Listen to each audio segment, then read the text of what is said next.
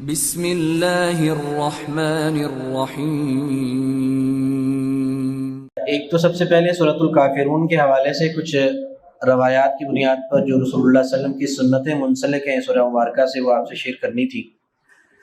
کہ جس طرح سے سورۃ الفلق اور سورۃ الناس کا ایک پیر ہے، وہ مطلب معوذتین کے حوالے سے، یہ سورۃ الکافرون اور سورہ اخلاص، اس کا بھی ایک جوڑا ہے نماز میں قرات کے حوالے سے۔ نبی علیہ الصلوۃ والسلام سے مختلف مواقع پہ آپ سے یہ ثابت ہے، جو روزانہ کی اگر ہم معمول کی بات کریں تو اس میں ایک تو فجر کی نماز سے پہلے جو دو سنتیں تھیں، اس میں صحابہ فرماتے ہیں کہ نبی کریم صلی اللہ علیہ وسلم فجر کی نماز سے پہلے جو دو رکعتیں ادا فرماتے تھے، اس میں پہلی رکعت میں سورہ کافرون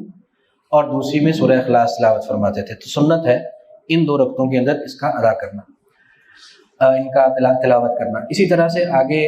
مغرب کی نماز کے بعد کی دو سنتیں، ان کے بارے میں بھی اسی طرح سے ہی رسول اللہ صلی اللہ علیہ وسلم سے صحابہ نے روایت کیا ہے کہ نبی کے وسلم مغرب کے بعد کی جو دو سنتیں تھیں، ان میں بھی سورۃ الکافرون اور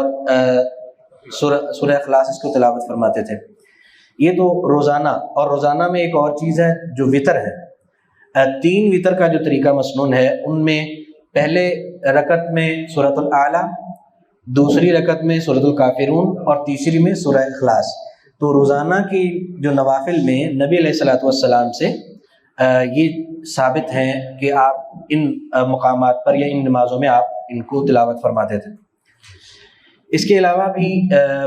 ہر جمعرات مغرب کی نماز میں، ہر جمعرات تو نہیں لیکن کافی دفعہ آپ نے صحابہ روایت کرتے ہیں کہ آپ نے جو سنت ہے آپ کی کہ جمعرات کی جو شام کو مغرب کی نماز میں پہلی رکعت میں سورۃ الکافرون اور دوسری رکعت میں سورہ اخلاص کی تلاوت آپ فرماتے تھے، یہ بھی مسنون عمل ہے۔ اسی طرح سے حج اور عمرہ میں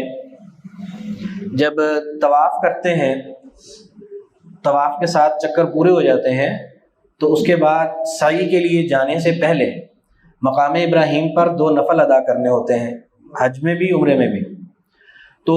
اس میں جو دو نوافل ادا وہ اس طرح سے کیے جاتے ہیں کہ سامنے خانہ کعبہ ہو اور درمیان میں مقام ابراہیم ہو۔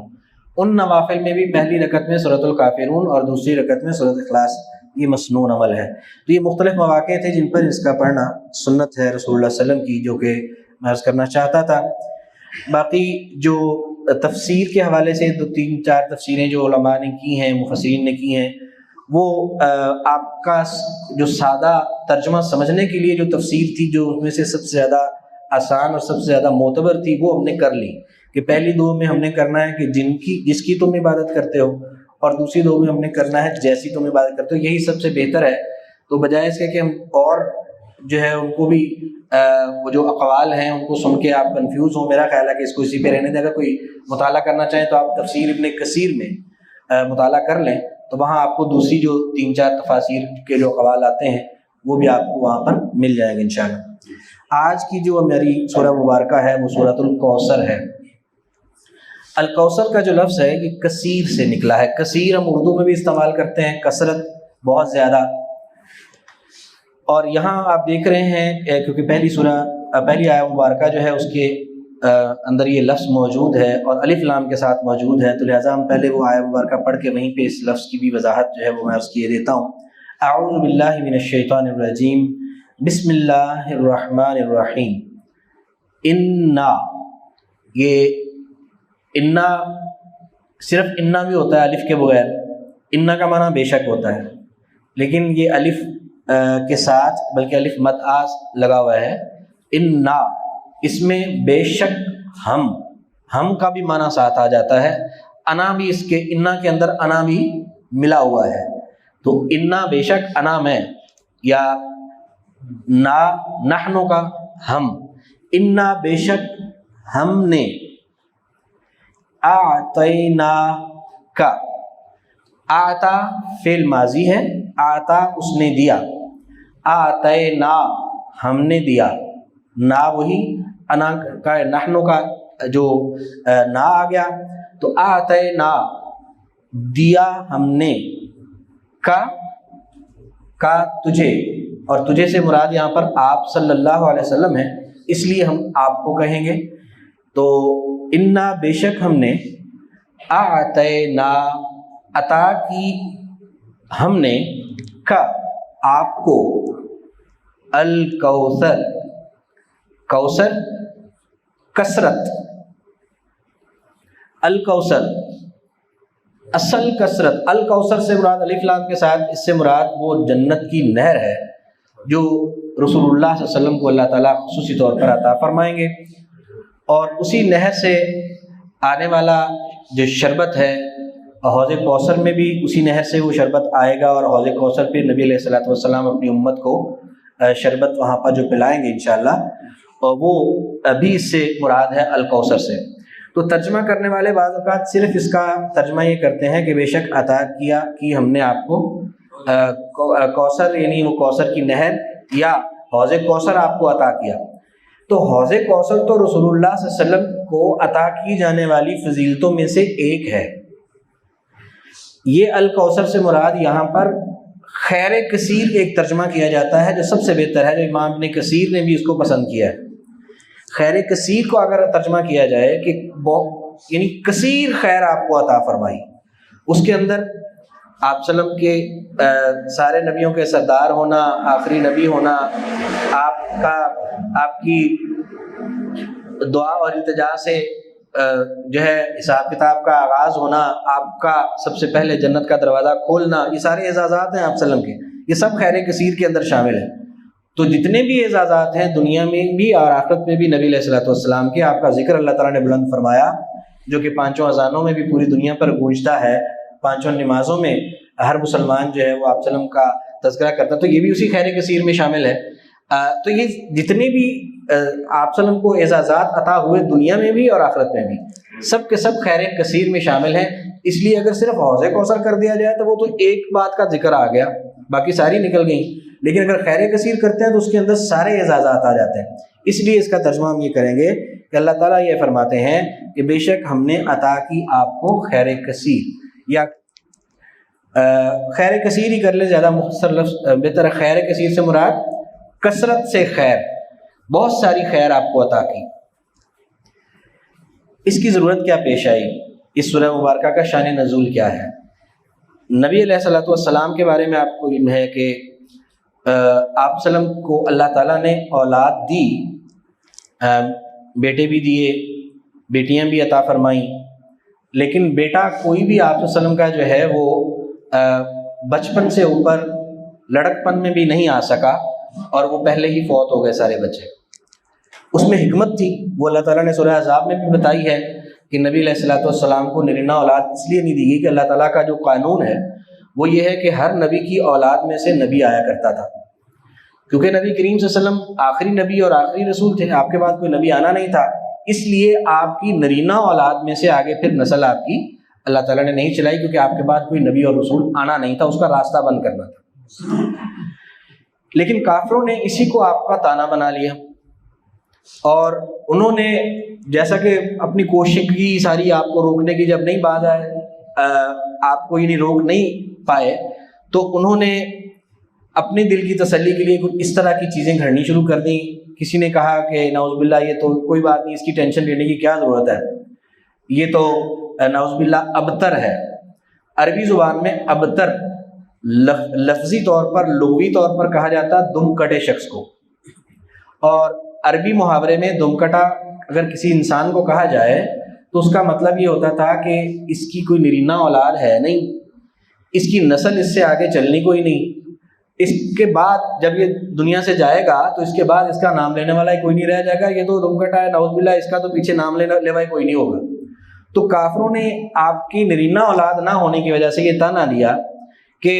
آپ تو نعوذ باللہ ابتر ہیں، آپ کی اولاد ہی کوئی نہیں نرینہ، لہذا آپ کے بعد آپ کا تذکرہ کرنے والا ہی کوئی نہیں رہ جائے گا، آپ کی نسل آگے چلے گی نہیں، تو یہ قصہ ہی ختم ہو جائے گا۔ تو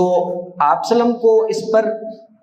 علم تو تھا کہ سارا کیوں ہے، لیکن ان کے اس تانا بازی کی وجہ سے آپ کو جو ایک بشری تقاضا ہوتا ہے اس کی بنا پر دکھ لگا اس بات کا کہ انہوں نے مجھے اس طرح کا تانا مارا ہے۔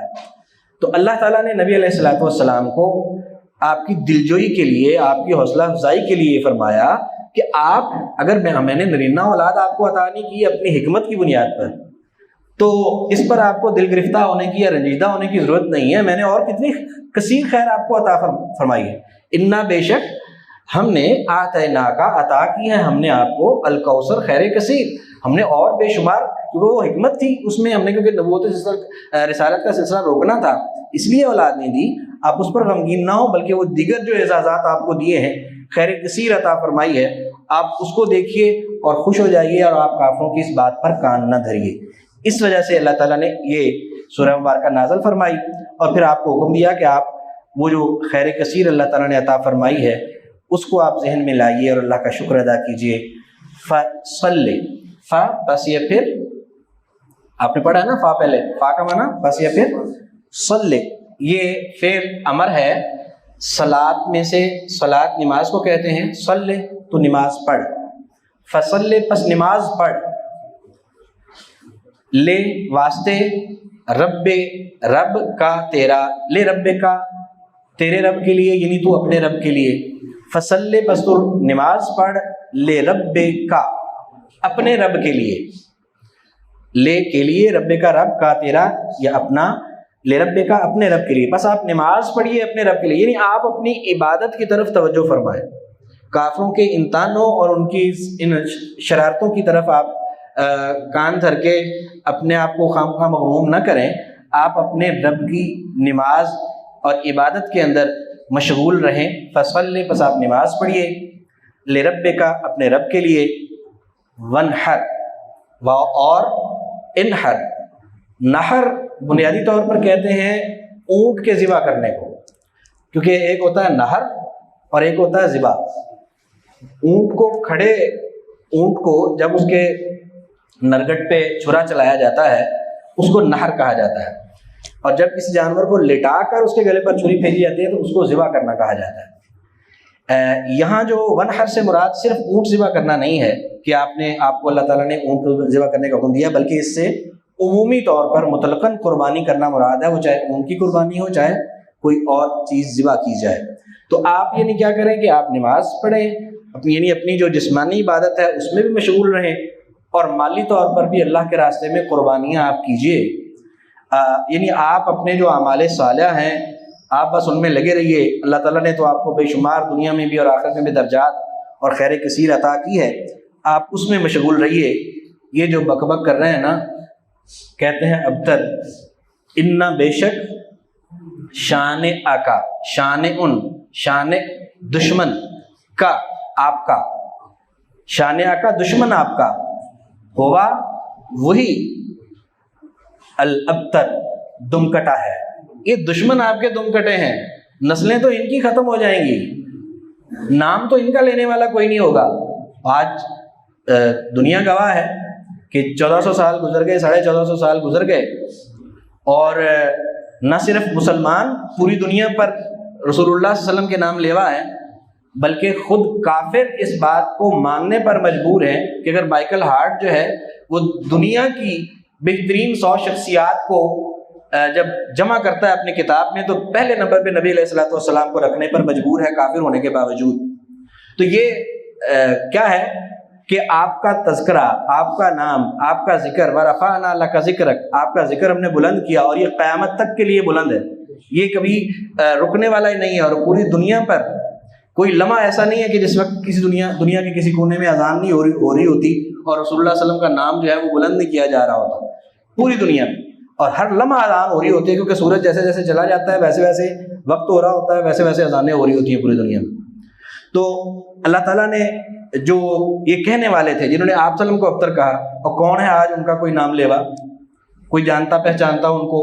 وہ ابو جہل، وہ ابو لہب، وہ سب وہ مٹ گئے، ان کی نسلیں مٹ گئی، ان کو کوئی تذکرہ کرنے والا نہیں ہے. وہ اصل میں دم کٹے تھے. اللہ تعالیٰ نے یہی فرمایا یہاں پر کہ آپ اس خیر کثیر پر توجہ فرمائیے، اپنی عبادت کیجیے، نماز پڑھیے، قربانی کیجیے، آپ کا دشمن ہی دم کٹا ہے. تو آج جو آیات پڑھی ان کو دھیان سے دوبارہ دیکھ لیں. اعوذ باللہ من الشیطان الرجیم، بسم اللہ الرحمن الرحیم. انا بے شک ہم نے، اعطیناک عطا کی ہم نے آپ کو، الکوثر خیر کثیر، فصل بس آپ نماز پڑھیے، لربک اپنے رب کے لیے، ونحر اور قربانی کیجیے، ان بے شک شان آقا دشمن آپ کا، ہوول ابتر وہی ہے دم کٹا۔